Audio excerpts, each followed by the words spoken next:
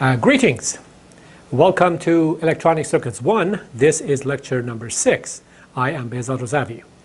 Today we will continue to look at diode models and come up with simpler versions that allow us to analyze complex circuits more easily. Now, before we do that, let's take a brief look at what we covered in the previous lecture. And I have a short review here. In the previous lecture, we studied the p-n junction in the forward bias region, and we saw that when the positive side of the battery connects to the p side of the junction and the negative side of the battery connects to the n side of the junction, then the device begins to conduct current. And we saw that the current resulting from this operation is an exponential function of the voltage that we apply from outside. And this equation plays a critical role in analyzing diode circuits. Now, we also saw that IS is proportional to the junction area of the diode, the area through which the current flows. And we also observed that this exponential function tells us that if we want to increase the current by a factor of 10, all we need to do is increase the voltage by 60 millivolts. And that's a very good rule of thumb to remember because it tells us how sharply the current changes as a function of the voltage. All right. Then we said that p-n junction is a nonlinear device. We know that it conducts very little current when the voltage applied to it is negative, and an exponentially changing current when the voltage applied to it is positive. So it significantly departs from Ohm's law. Now, a device, a two-terminal device that doesn't carry much current in one direction but carries significant current in the other direction is called a diode. In general, we represent a diode by the symbol where this arrow indicates the direction in which the current could flow if we apply a positive voltage on this side and a negative voltage on this side. And we saw that for a p-n junction that realizes that constructs a diode, we have the same equation as before. And because in the forward bias region, typically the exponential is much greater than 1, we don't worry about that minus 1 that we had there before. So that's a good equation to remember. We can also turn it around and write the voltage across the diode as a function of the current through it. These are identical. We can apply a forward bias voltage to the diode and see how much current we get. Or we can apply a current source in the forward bias direction and see how much voltage we get. These are both related by these equations. Now, one thing we noticed last time in a simple example was that this exponential function very quickly makes calculations difficult, especially if you want to do them by hand. So we are thinking that perhaps we can find another model that is simpler to use so that we don't have to deal with such nonlinearities everywhere in our calculations. Now, one thing we might expect is that because we are simplifying the model, we will lose some accuracy. And that is generally true anytime we make an effort to simplify the model. So we have to see, as engineers, as circuit designers, when we can use a simplified model and when we cannot. So throughout this course, you will have some understanding of how this process works. But of course, most of it comes with a lot of practice, a lot of exercise, a lot of simulations, and so forth, so that we know when to make which type of approximation. So today, we will continue to build some new models for the diode that are simpler to use. And then we will talk about reverse breakdown, which is another effect in a p-n junction, just briefly so that we know what it is and we have to watch out for it. And then we move on to interesting examples of circuits that use diodes in them. And from those examples, we become comfortable in analyzing a circuit that consists of familiar elements such as resistors and voltage sources and etc. and this new creature that we have seen, namely the diode. All right, so let's start with diode models.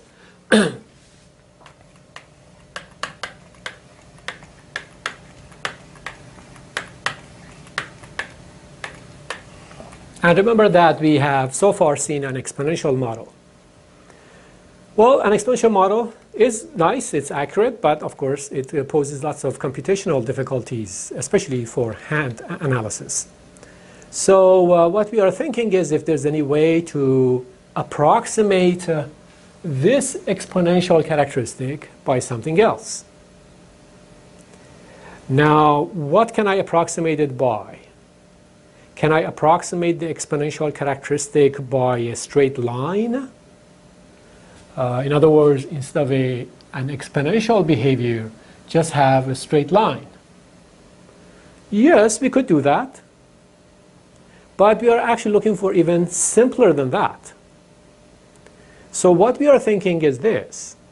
We said that the diode is off in reverse bias and on in forward bias. Off means it carries no current. On, it means it carries a current. So maybe what we can do is approximate it by something like this, where we have no current up to some voltage, and then suddenly we have a lot of current at that voltage. So I will try to develop this for you step by step and see what this means and how this would reflect itself in circuit analysis. So the next model that we will be looking at is called the constant voltage model. All right, so that's the model whose characteristic looks like this, and we will have to see what it means and what this is all about, etc. Now, in order to understand the constant voltage model, we have to go back a year or so in our curriculum and remember some basic circuit theory principles. Without them, it would be difficult to understand this behavior. So let me change the color of my pen here, and we will do a quick review of a few interesting concepts. So here are some observations that I would like to make before I introduce the model for the diode. All right, let's start with a resistor, a simple linear resistor that follows Ohm's law. So here's a resistor, and I apply a voltage to it.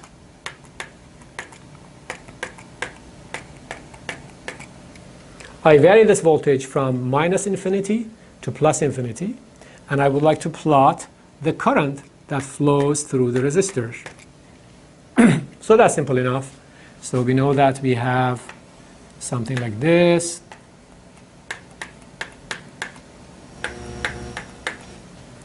We know that Ix is equal to Vx over R1. So we have a straight line from minus infinity to plus infinity. And what we observe is that the slope of this line is equal to 1 over R1. So the slope here is 1 over, this pen gets confused sometimes, so let me erase all of this here.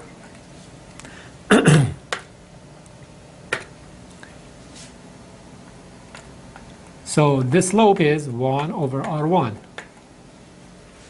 Okay, so far so good. Now, what happens to this line as I pick this resistor value to be smaller and smaller?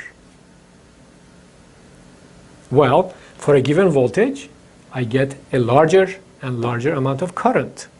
So if I'm sitting at a certain voltage, I get a larger and larger amount of current.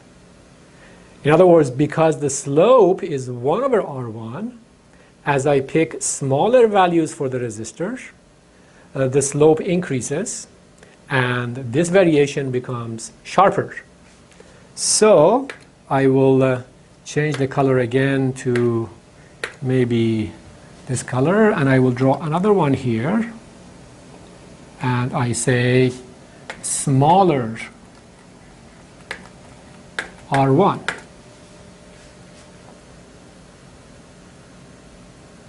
Okay, now what if R1 becomes very, very small? Then what does this plot look like? Well, if R1 becomes very small, and of course we don't know what very means. Does it mean 1 ohm or 0.1 ohm or 0.01 ohm? But it's okay, don't worry about it too much. But if R1 becomes very small, this characteristic, this plot, becomes almost vertical. So that is for R1 very small.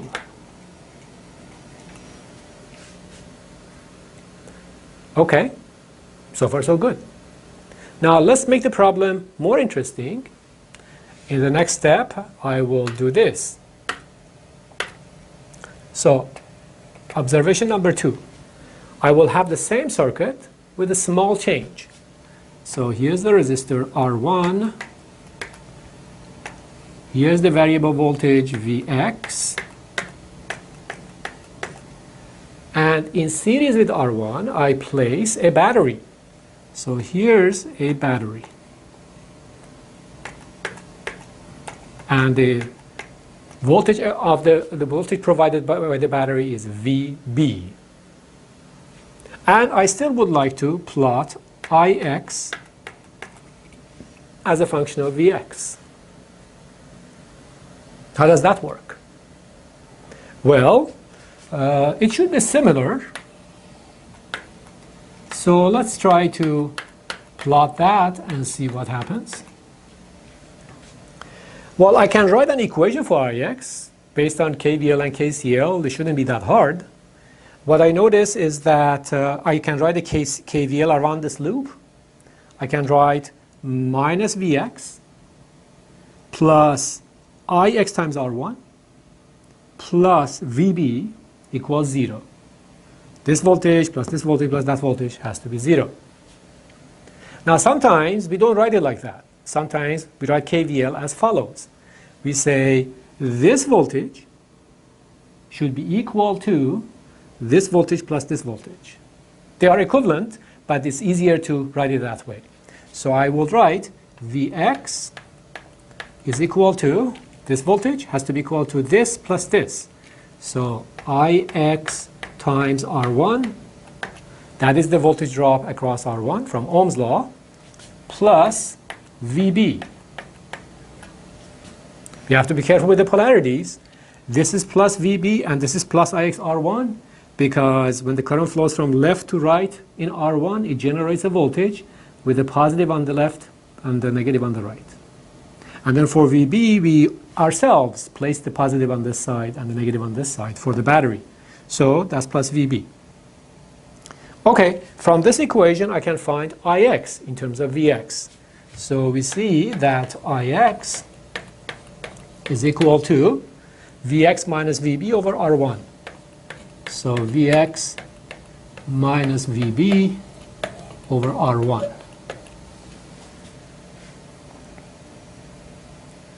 Okay, so what does this plot look like? Well, this plot has the same slope, 1 over R1, as the previous plot, 1 over R1. So the slope hasn't changed. The only thing that has changed is the intercept. So now we see that Ix is equal to 0 when Vx is equal to Vb, not when Vx is equal to 0. So when Vx is equal to Vb, somewhere around here, Ix is 0. So Ix has gone like this. Okay, so this is when we have a certain amount of resistance. Now, let's continue this exercise of decreasing the value of the resistor and see what happens. So I will change the color of my pen. And this time I'm assuming that the resistor will be smaller. Whatever we had in this experiment, now it will be smaller. So what happens? Okay, so the slope has to change.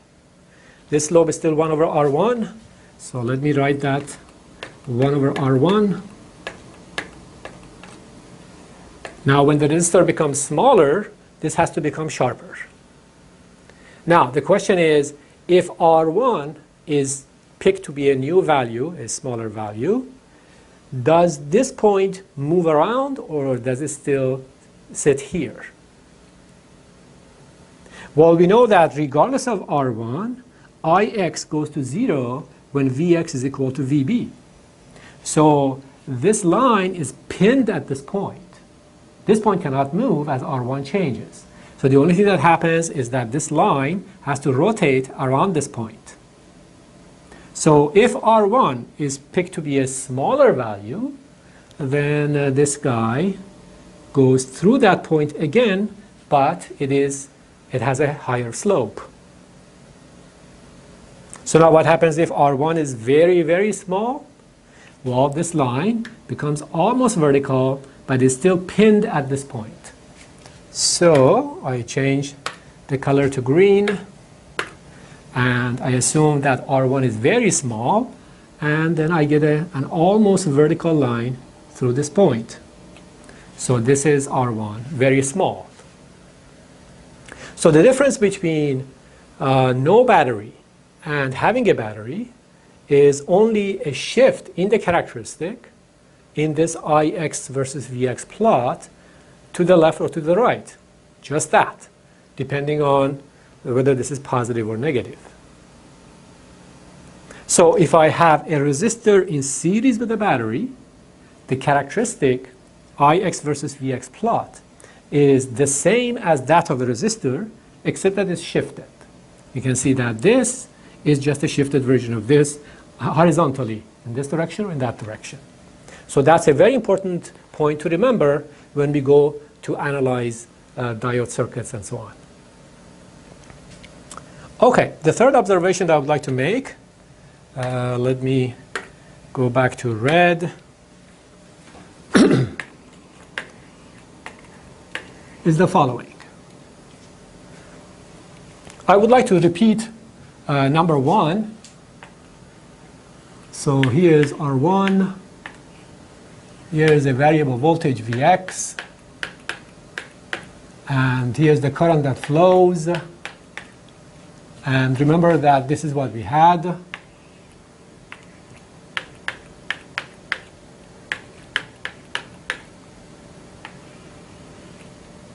And we said this slope is 1 over R1. Okay, so now what happens if we keep increasing the value of the resistor? So R1 was, let's say, 1 kilo ohm. Now we make it 10 kilo ohms, or 100 kilo ohms, or 1 mega ohm. Then what happens? Well, we expect that the slope of the line decreases. So the line becomes more and more horizontal. So if I change the color of the pen again to maybe black this time, what we see is that if R1 becomes larger, this line becomes more horizontal.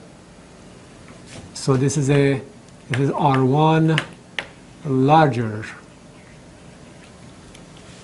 So what happens if R1 becomes extremely large? Let's say 10 mega ohms, 100 mega ohms. Well, that line becomes nearly flat at 0.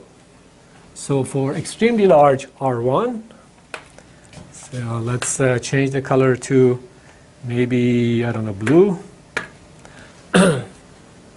For extremely large R1, this line is almost entirely horizontal. So that is R1 is very large. Okay, and it makes sense because if R1 becomes very large, we don't have much current through the circuit. So if we don't have much current, this is the current axis, we should get a small amount of current, and that's 0. All right, so that's also good to remember. As we change the value of R1, it's just this line that whose slope changes, becomes very large if R1 is small and vice versa. And as we change the battery voltage in series with R1, then the current that flows, the characteristic just shifts to the left or to the right. Okay, so now that we've made these observations, we are ready to introduce the constant voltage model. All right, the constant voltage model says that instead of an exponential,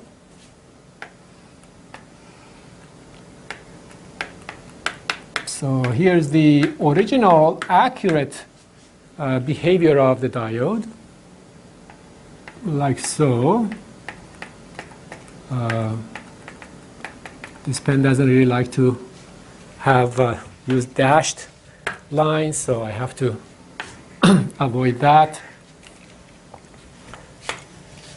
So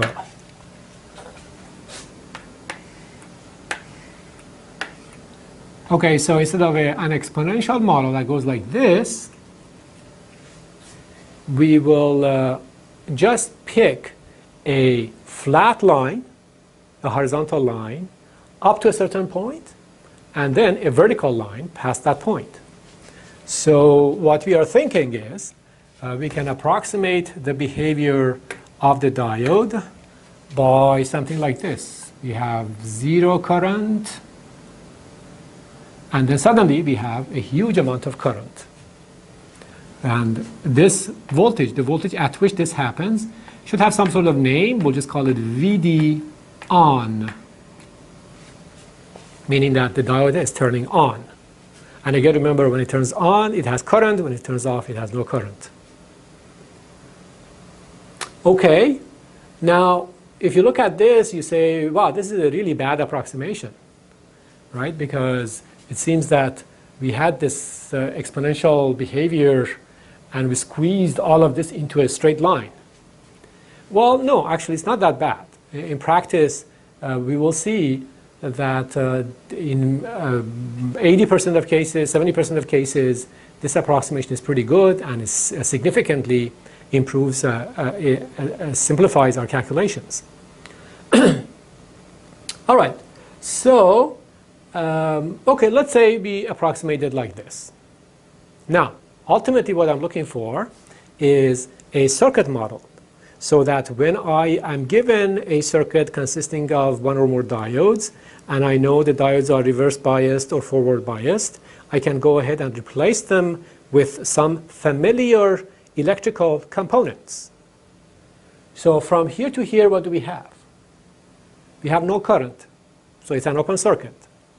So if the diode is off, we have no current, we have an open circuit, so that's easy. So we say if Vx is less than Vd on, then the diode is off, and then it's equivalent to an open circuit. We represent that by a switch that is off, but it's open, it's not closed. That's easy enough, right? If the switch is off, if it's open, no current can flow, no current can flow, we're in good shape. All right, now if Vx exceeds Vd on, or let me make this more accurate, so I will write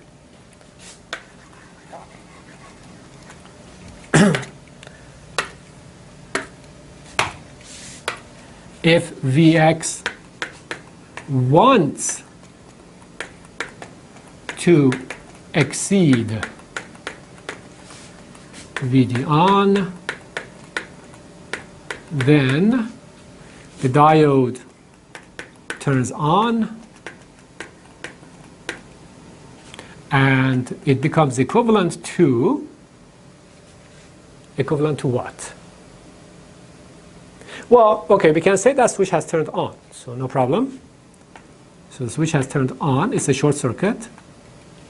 But is that good enough? is a simple short circuit, a piece of wire, a good representation of this behavior?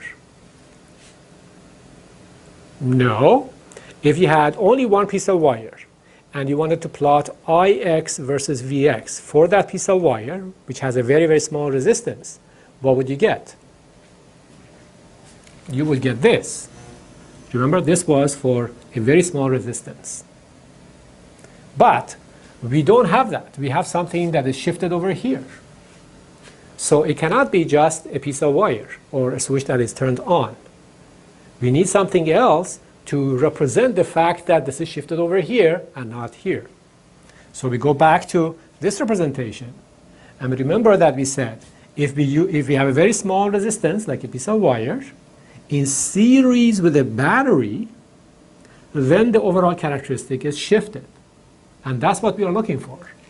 So this is not just that, it also has a battery in series with it. And the voltage of this battery is this voltage, this turn-on voltage that we needed, so VD on.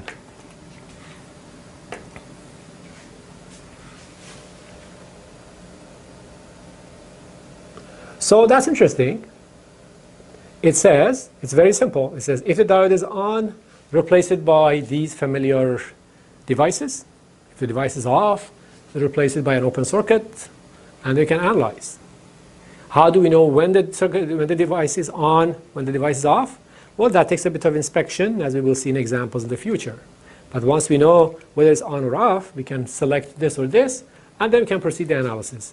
With the analysis, once we reduce it to something like this, it's similar to basic circuits that you have seen in previous courses in basic circuit theory, so the analysis would be relatively straightforward. All right, so this is called the constant voltage diode model. We call it constant voltage because we say, even though in reality the diode would have different voltages for different currents, here we're assuming that it has the same voltage for different currents. You could have 1 milliamp, 10 milliamps, 100 milliamps, and the voltage is always this amount. Looks like a pretty poor approximation, but in reality it's actually not that bad. All right, this is called a constant voltage diode model. So sometimes we use the exponential model, sometimes we use the constant voltage model. How much do we choose for VD on? Well, VD on is, remember the typical voltages that we have for a diode in real life, right? It was about 700 to 800 millivolts. So VD on is in that range, 700 to 800 millivolts. Now you may say, well, in my exam, in my homework, do I use this or do I use this or do I use something in the middle?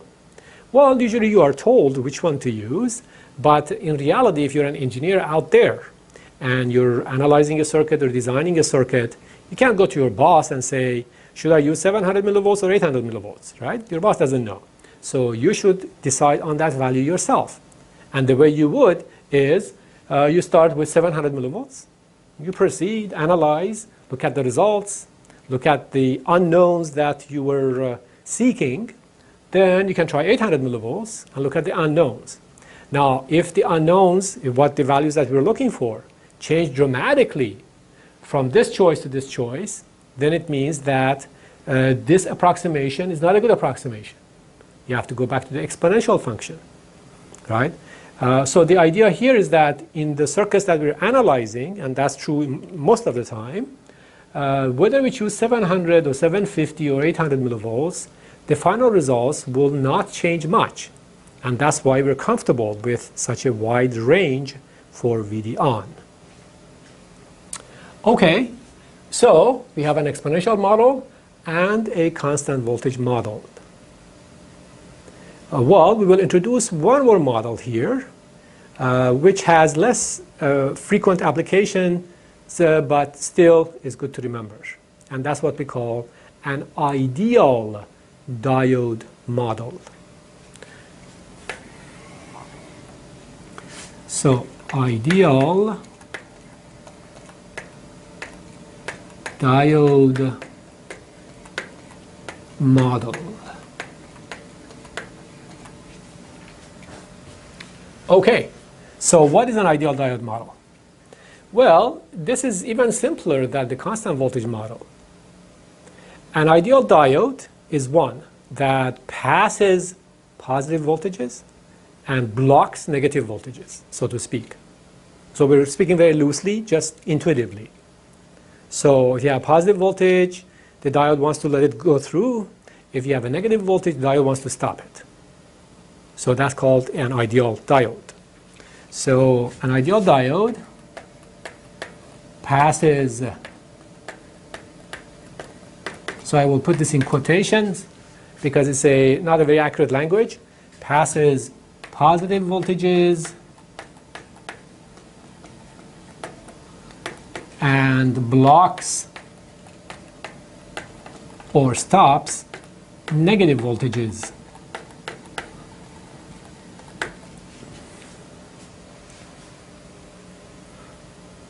In other words, it wants to allow current in one direction, but not the other direction.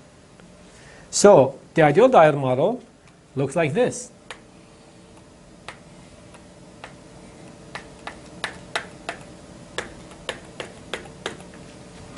We say if the voltage is negative, it wants to block it, so no current flows. So no current flows. If the voltage wants to become positive, it suddenly turns on. So it just turns on right here. So we don't even have to give it 700, 800 millivolts for it to turn on significantly. It just turns on as soon as the voltage wants to become positive. So the difference between this guy and that guy is simply this VD on. So if VD on is 0, the constant voltage model reduces to the ideal diode model. That's all. So this seems even more simplified than that one, and it's true. So this means that this is not a very good approximation of the exponential function, right?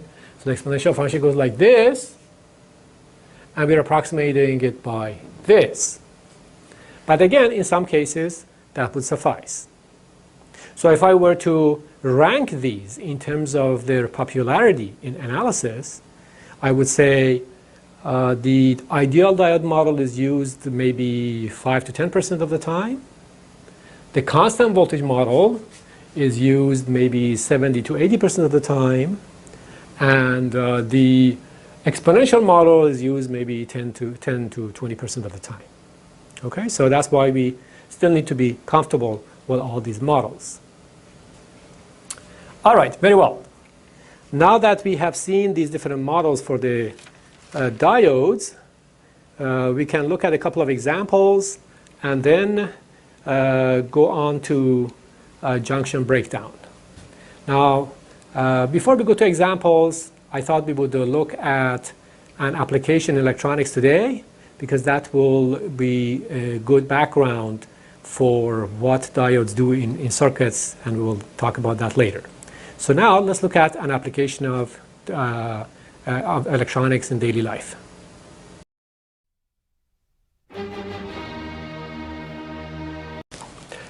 In our Frontiers in Electronics series today, we will look at Bluetooth receivers. If you recall, we had the Bluetooth transmitter design a few lectures ago, and we saw what type of functionalities we needed to be able to impress our data, ones and zeros, upon a carrier, a sinusoid, and then send it out through the antenna. Today, we want to see what happens on the receive side when the signal is received, let's say, by a printer. So, just to refresh your memory, this is what we were trying to do. We had a laptop computer here with an antenna that was transmitting the electromagnetic signal containing the information, the ones and zeros from the printer, from the laptop. And then we had a printer here. So here's some sort of printer with a tray, and there's an antenna here. And these signals are getting here, and we want to now process them and figure out what data we sent out. On the transmitter, we decided to take the ones and zeros, like so, and give them to an oscillator so that the frequency of oscillation goes up and down according to these ones and zeros. So this is what we called an oscillator, or more precisely a voltage controlled oscillator. So this is what we call V control. And then we gave it to a power amplifier to produce enough power, and then gave it to the antenna. So this wave is coming out of the transmitter. Okay, so now let's see what we need to do on the receive side. Well, we have, of course, an antenna on the receive side. So here's our antenna. And the signals that are getting here are pretty small. If you have, let's say, 20 meters between the laptop and the printer, by the time the signal gets to us, it's very small. So the first thing we need to do is amplify it.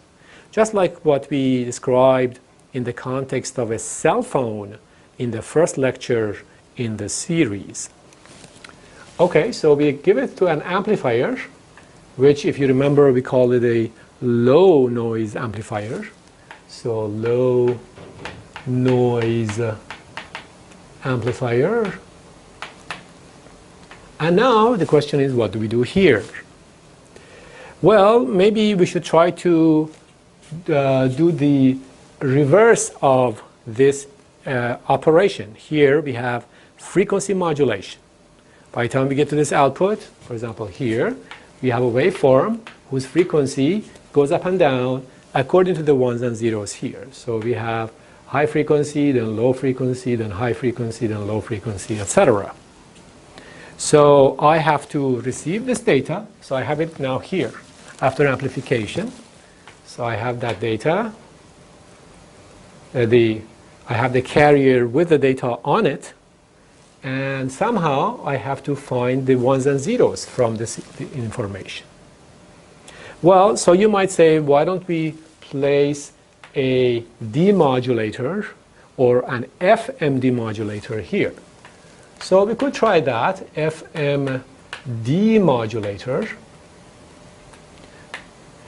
And the task here would be to reproduce those ones and zeros that we had in the laptop with minimal error. Of course, when you send a document to a printer, you want the document to be printed correctly. All right, but in Bluetooth, actually, we don't do this. This was done in some older systems. In fact, in your FM radio, we had something like this before. But today, we don't do it this way because this FM demodulation is not easy to build in the analog domain. So what we prefer to do is go in the digital domain and perform this demodulation or detection in the digital domain.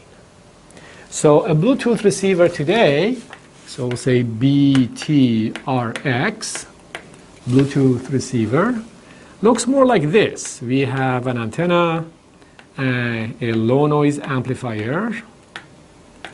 Then we have something here which I will just use a black box to show.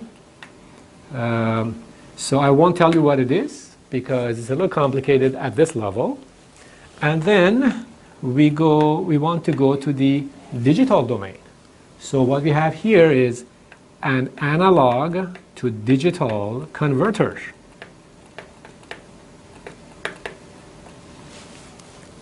And then there will be some processing of this data that the A to D is producing. And the result, hopefully, will be the ones and zeros that we are looking for. So here now we have various ones and zeros that correspond to what the laptop was transmitting. All right, so what we see is some additional circuitry, some additional processing that is necessary. This analog to digital converter is also an interesting and challenging analog circuit to design. It has many interesting functions in there. And these are things that you will learn in advanced courses. But this is a more typical example of what a receiver, for example, for Bluetooth, would look like. I should mention that this black box would also need to be driven by an oscillator. If you remember we had an oscillator generating a carrier frequency in the case of a cell phone. And here even you can consider this as something that generates a carrier frequency. So that another oscillator is necessary on the receive side as well. So now you begin to see all these interesting functions that we need to build these systems, these little devices. We have amplification, analog to digital conversion, oscillation, and various other types of functions. So that also shows how Bluetooth proves useful in our daily lives.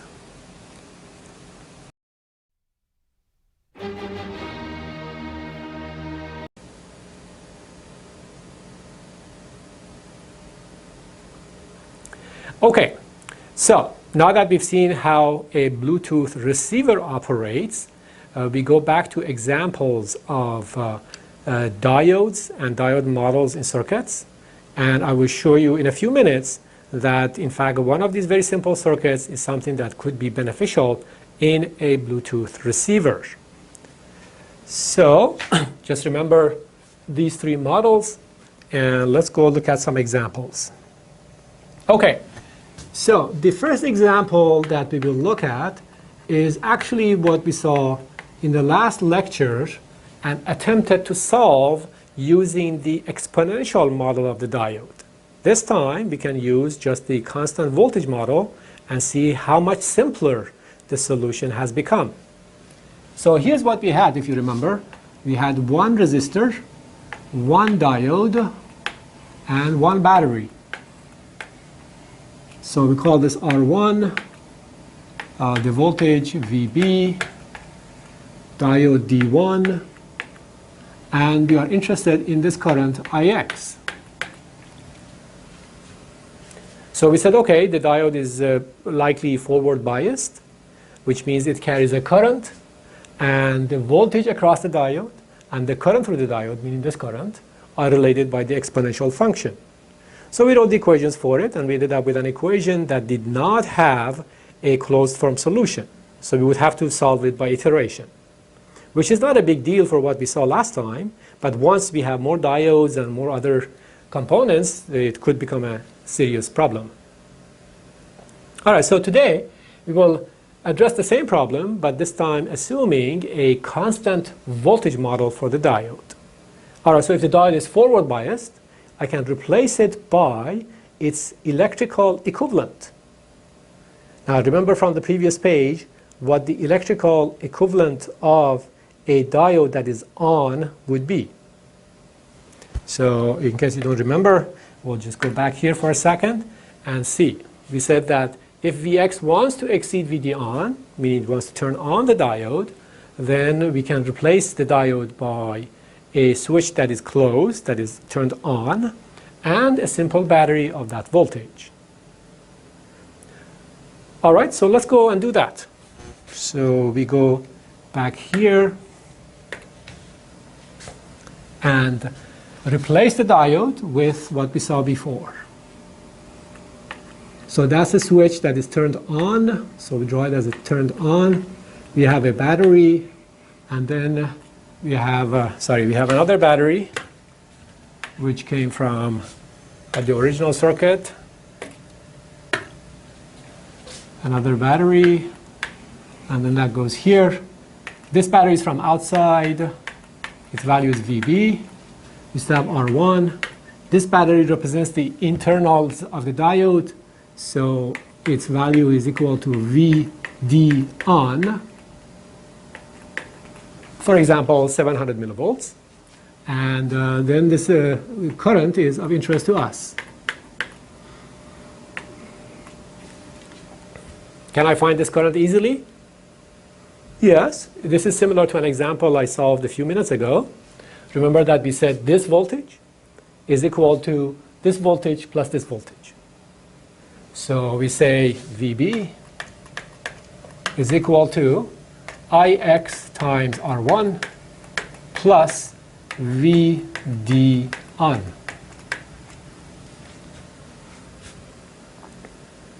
So now we can find IX. So IX is equal to VB minus VD on divided by R1. So Ix is obtained. You see that the algebra here is much simpler than what we had when we assumed an exponential model for the diode. Of course, the accuracy of this result is not as high as the accuracy of the result that we would get with an exponential model. But that's the trade-off that we have to make between accuracy and ease of calculations. Or more importantly, between accuracy and the intuition and the insight that we develop by looking at the circuit and by analyzing the circuit. All right, so that is what we get for this example.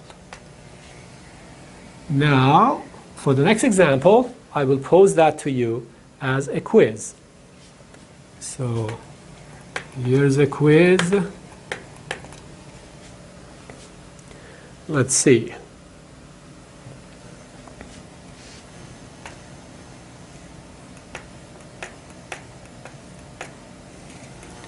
R1, D1,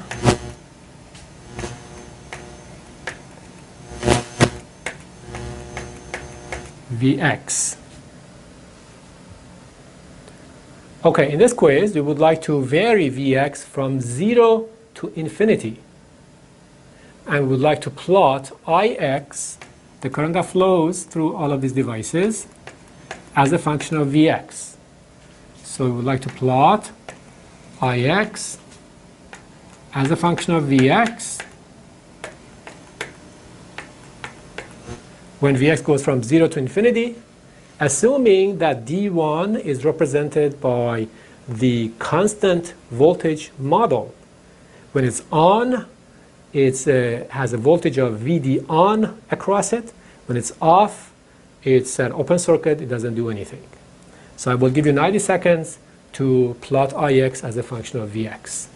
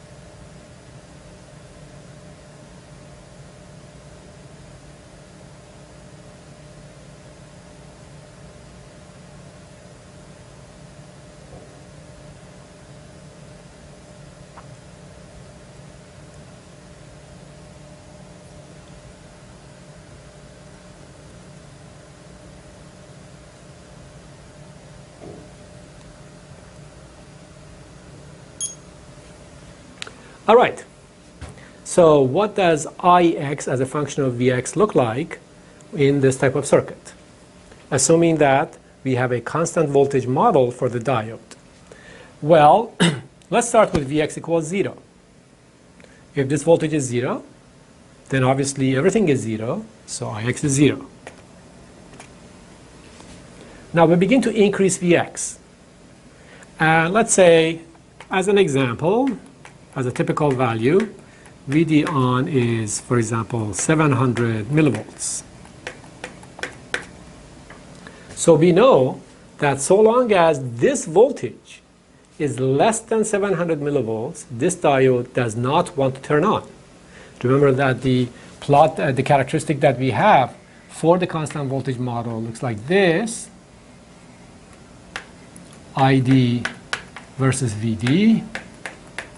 So long as the voltage applied to the diode is less than, for example, 700 millivolts, there's no current. So as we increase Vx, so let's say from 0 to 100 millivolts, 200 millivolts, 300 millivolts, etc., the diode is still off because it needs at least 700 millivolts to turn on. So the diode is off and Ix is 0. So in this regime here, the circuit reduces to this. We have our input voltage source Vx. We have a resistor R1. And the diode is off. If the diode is off, we just forget about it. It's nothing here. We said that when the diode is off, if it's a PN junction, it has a capacitance associated with it. But you don't worry about the capacitance in these analyses. So it's just an open circuit. Nothing is there. You can draw a switch if you want, like this, which is open, which is off, to emphasize that there is something there, but it doesn't have current. But it's entirely up to you. So we see that as long as the voltage that we applied here is less than 700 millivolts, the diode has to be off. There's no current flow because it's an open circuit. Ix is 0. Okay? Then what happens? Well, at some point, Vx reaches Vd on. So somewhere around here, we reach Vd on, for example, 700 millivolts. And even though we have a resistor between these two, we would like to turn on the diode. So the diode turns on. So in this regime, the diode turns on. So we will draw this circuit in this regime, replacing the diode with its equivalent circuit, the electrical components that represent the diode when it is on. And if you remember, that's how it goes. We have R1, then we have a switch that is turned on, so it's a short circuit, and a battery whose value is Vd on. That is the model of the diode when the diode has turned on. And our input voltage source, Vx. So we are interested in this current, Ix, right? So past Vd on, we have reduced the circuit to this model. And now we can find the value of Ix. How much is Ix? Well, I can say that this voltage is equal to this voltage plus this voltage. The switch has 0 resistance, an ideal switch, so it doesn't play any role in the KVL. So I can say Vx is equal to Ix times R1 plus Vd on. So we say Vx is equal to Ix R1 plus Vd on. That means that Ix is equal to Vx minus Vd on divided by R1. So it's a current that varies linearly with the voltage that we have applied. The slope is 1 over R1, but it is also shifted. So it looks like this. It's shifted, meaning that it doesn't go through the origin. It starts from here. So that's 1 over R1. This is the plot of Ix as a function of Vx. If Vx goes from 0 to infinity. All right, so that's a nice little exercise that we did to get comfortable with analyzing circuits of this nature. And again, you can see that if this were an exponential device, these equations would be more complicated. All right, so let's now look and see, look at the circuit again, but this time we will try to plot something else as a function of Vx. So let's change the color of our pen to blue, and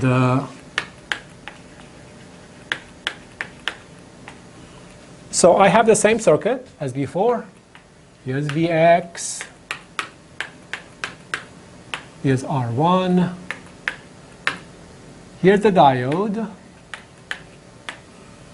and what I would like to plot is the voltage across the diode, Vd1. This is D1. The diode is called D1, the voltage across it is called VD1. So the voltage that we measure here at all times, as Vx goes from 0 to infinity. So here's Vx going from 0 to infinity. Here's Ix.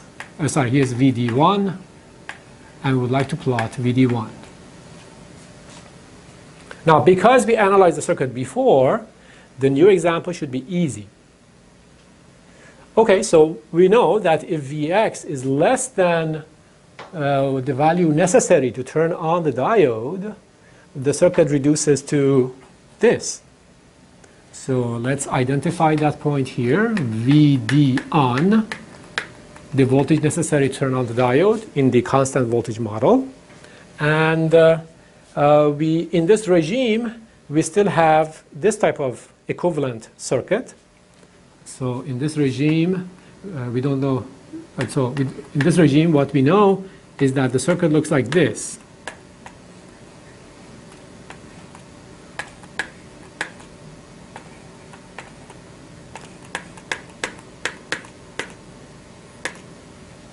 And what we are interested in is this voltage here, the voltage across the diode, VD1.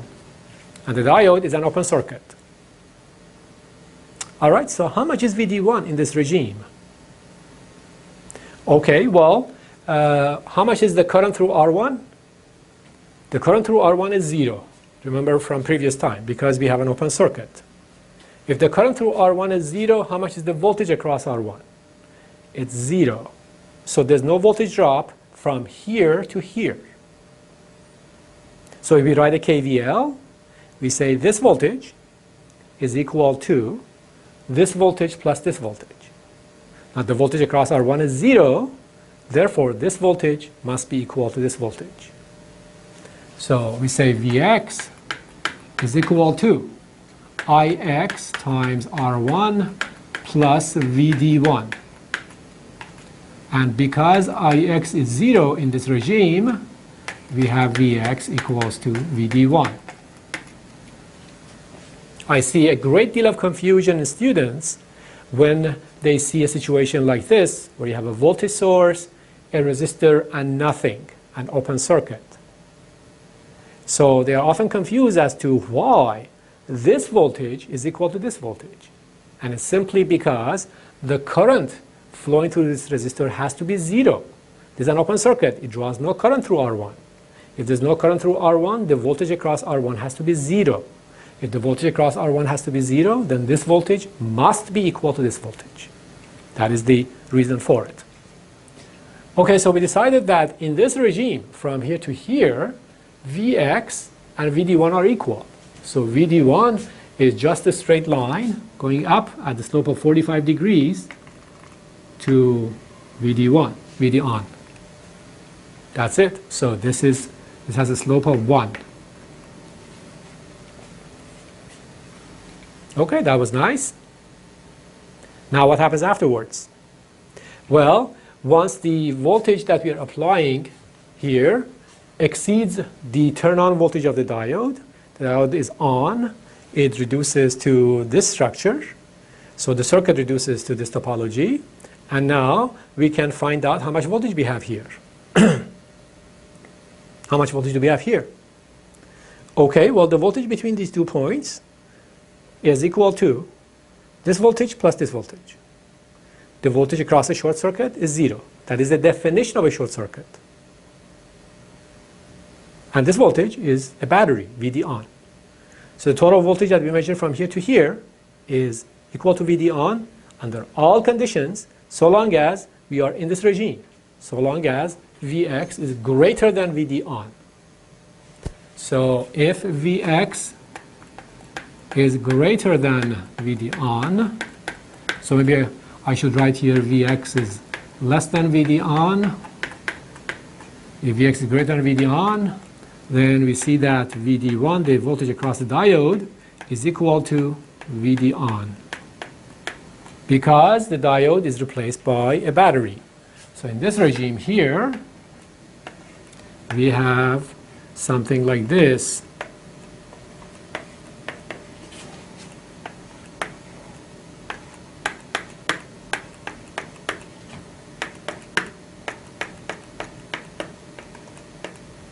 So the voltage we're interested in is equal to VD on. And it doesn't matter how much R1 is. It's an ideal voltage source that dictates the voltage here. An ideal voltage source wants to impress that voltage between these two nodes, regardless of what happens around the world. So this voltage will be constant and equal to VD on. So that is the characteristic of this type of circuit. Now, this circuit is interesting. This is not something that you have seen in the past. The behavior is interesting because it says that as the input voltage changes, I will follow that change, the input voltage up to a certain point, and then I will saturate. I will limit. So this behavior here is called saturated,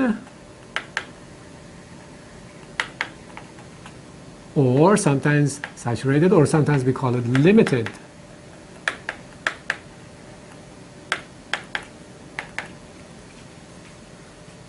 So it says, if the voltage that we apply at the input is small enough, around here, we just follow it at the output. We don't do anything to it. But if the voltage becomes large, we will limit it. We don't want it to become very large. So what is an application of such a circuit?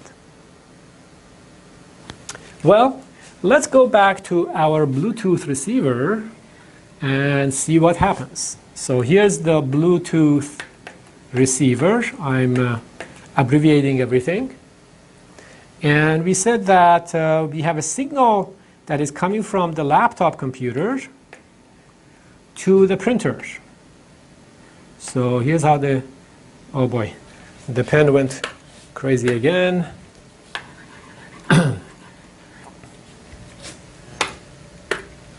So here's our printer. And we saw that if the distance between the laptop and the printer is very long, then the signal that is received by the printer is very small. So we have a tiny signal here. So then we have to have an amplifier, low noise amplifier, etc. But that is not true all the time. What if you place your printer next to your laptop? Then we deliver a large amount of signal swing, large amount of power to the printer. So suddenly, the printer has this huge swing at this antenna. So this is coming to the antenna, and now it has to go through the LNA and everything else.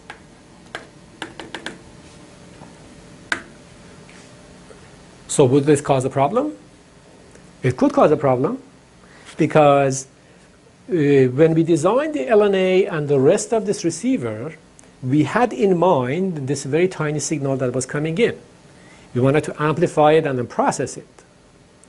But did we think that maybe the user will just place the printer next to the laptop and blast the antenna with a very large amount of power? Then what happens? Well, if that's the case, maybe we don't want this large swing to go through this chain of blocks in the receiver, because it may simply, as it propagates through these blocks, it may affect their performance. If the swing is very, very large, it may create all sorts of saturation effects. So then what we are thinking is perhaps somewhere in this receiver chain, we will use a circuit to make sure that this swing doesn't become too large as it is processed by this receiver. So somewhere in this receiver, we might try to use what we call a limiter. And the job of the limiter is the following. If the signal coming to the receiver is small, don't do anything to it. If the signal coming to the receiver is large, try to clip it. Try to make sure it doesn't become too large. And that's exactly this type of behavior. If the signal is small, don't do anything to it. Let it pass through. If the signal becomes large, don't let it become large. Just limit its value to a certain amount. So that limiter that we might use here would be realized as a circuit like this, or something similar to that, not exactly like this, but something similar. And that's an example of how a limiting circuit could ensure that the voltage swings that are processed inside the receiver do not blow up and do not create difficulty in the receive chain. All right, we are close to finishing our time for this lecture, but I have one more topic to discuss, and that is the reverse breakdown. So let's talk about that, and we wrap up. All right. Okay. So I'm going to talk about the reverse breakdown.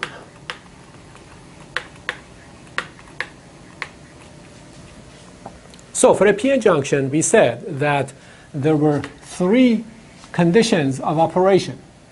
One was equilibrium with nothing connected.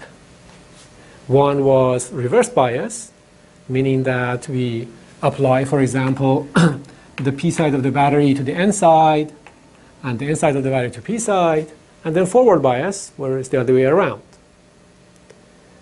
So what we observed was that for a PN junction, ID versus VD has an exponential behavior in forward bias, 0 at 0, and then a small amount of leakage current in reverse bias. Okay, that's good.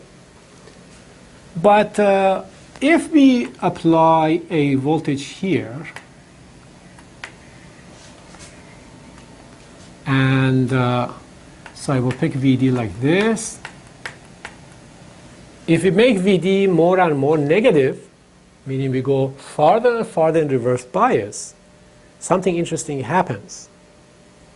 When the reverse bias voltage is large enough, suddenly the current that we measure here goes like this. It increases dramatically. So the question is, why does this happen? And second question is it a good thing or a bad thing? All right, well, this happens because of different mechanisms depending on the doping levels, etc. I can just give you a very quick intuitive understanding of what might be happening. So remember that there's a depletion region here in reverse bias.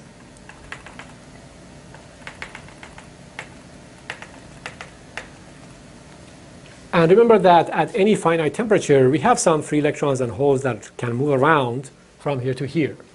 So it is possible that, for example, an electron randomly enters the depletion region, and then it causes some other electrons to free from their bonds.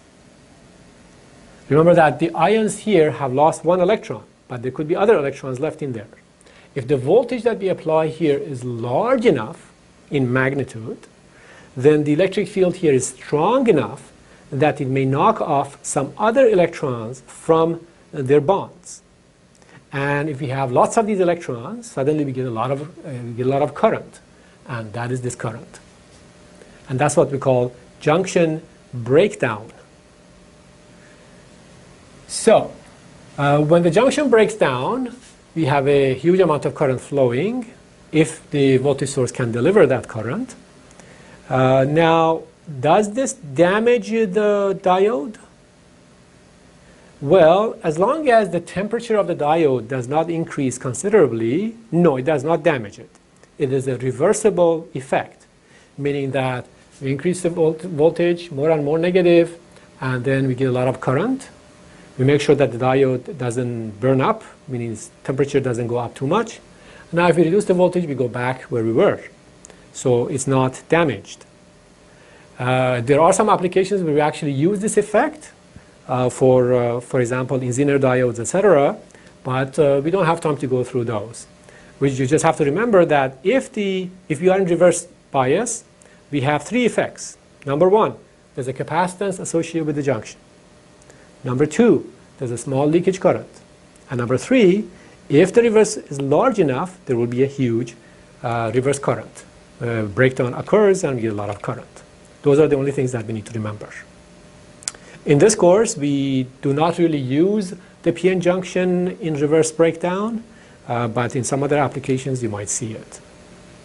All right, I will see you next time.